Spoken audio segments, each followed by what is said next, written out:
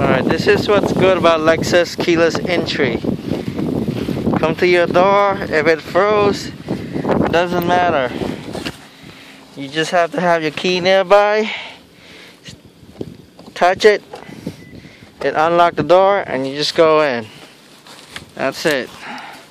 Especially during this snowstorm, Juno. I'm just gonna start this car and backed up a little, so because I cleaned the back and I got more room. So press the brake, start the car. This car is all-wheel drive, so I'm just gonna back up a little bit so I can shovel around. And it's going.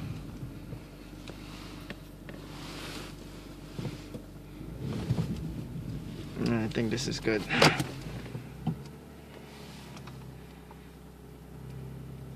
So I'm gonna shovel around a little and let this thing working.